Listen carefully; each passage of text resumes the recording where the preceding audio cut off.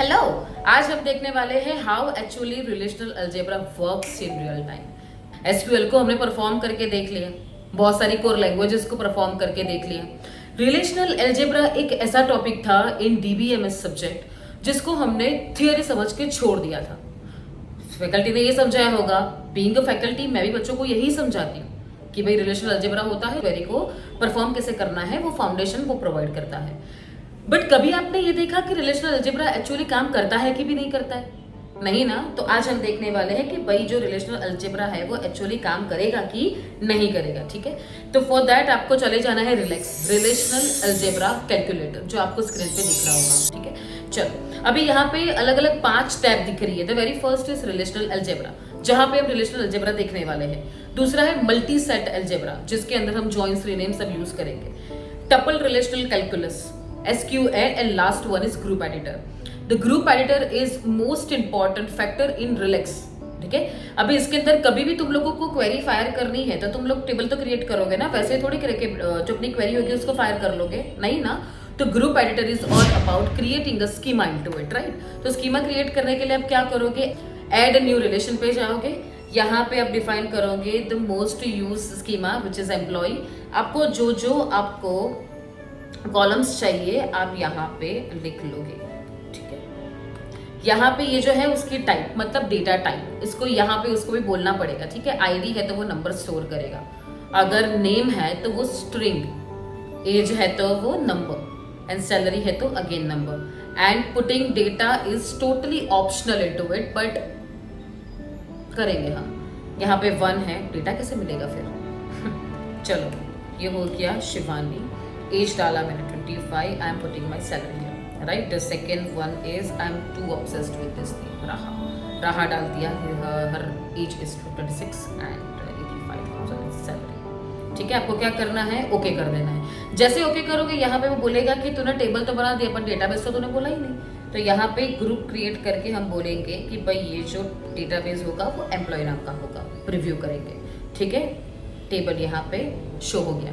अभी इसको use group in editor, जैसे वर्क बेंच में होता है ना, use database, then only you can work on the table in between और in with in that particular database, right. तो जैसे ही ये हम ग्रुप इन एडिटर करेंगे तो वो हमारा जो डेटाबेस होगा वो यूज में आ जाएगा।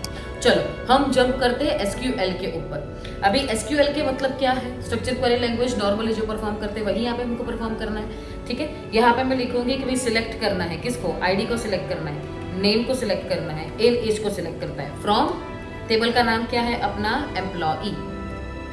ठीक है, जैसे ही मैं एग्जीक्यूट क्वेरी करूंगी मुझे डेटा यहाँ पे मिल जाएगा, मिल गया। नॉर्मल है ये तो, SQL तो हमने किया ही है ना। रिलेशनल अलजेब्रा दिखाओ। चलो, तो रिलेशनल अलजेब्रा के अंदर जैसे मैं पहले बता चुकी हूँ कि सिलेक्शन है, प्रोजेक्शन है, जैसे सिग्मा पाई जो बोला है मैंने, यूनियन, इंटरसेक्शन, फिर सेट डिफरेंस, बहुत सारी चीजें हैं।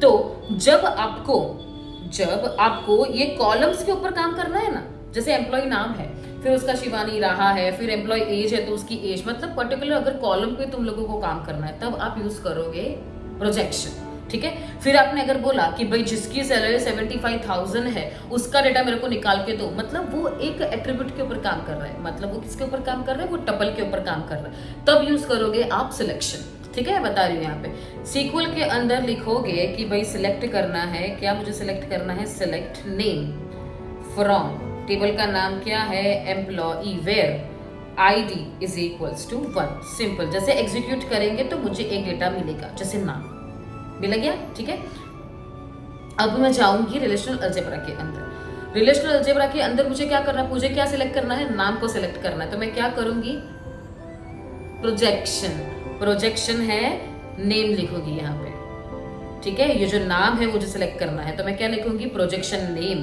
कॉमा, मुझे एज भी उसकी डिफाइन करनी है, जिसकी ID 1 हो उसे मुझे नेम भी चाहिए और एज भी चाहिए। ठीक है, तो नेम एज, यहाँ पे हम फ्रॉम नहीं लिखेंगे, यहाँ पे हमको ये ब्रैकेट करके लिखना है, टेबल का नाम क्या है एम्प्लॉई। ठीक है, ये जैसे मैं एग्जीक्यूट करूंगी तो यहाँ पे मुझे 2 डेटा दिखाई देंगे, यहाँ पे कोई कंडीशन अप्लाई नहीं करी है। जैसे मैंने नेम और एज लिखा, मुझे जितने भी डेटा थे वो मिल गए। ठीक है, अब कंडीशन अगर अप्लाई करने तो मैं कैसे करूंगी, तो सिलेक्ट करो मुझे क्या क्या चाहिए, प्रोजेक्शन मुझे क्या क्या चीज चाहिए, उसका आईडी चाहिए, उसका नाम चाहिए, उसकी सैलरी भी चाहिए, ठीक है। अब उसकी आईडी क्या होनी चाहिए, यहाँ पे आई कंडीशन, तो कंडीशन के लिए हम क्या यूज करेंगे, ये सिलेक्शन, ठीक है। यहाँ पे हम क्या लिखेंगे, आईडी इज इक्वल्स टू 1 हो वैसा मुझे डेटा निकाल के दो, ठीक है। टेबल का नाम क्या है, एम्प्लॉय। Are you getting? जैसे ही मैं एग्जीक्यूट करूंगी तो मुझे मेरा डेटा दिखाई देगा। तो ये है normally selection and projection, best example till now.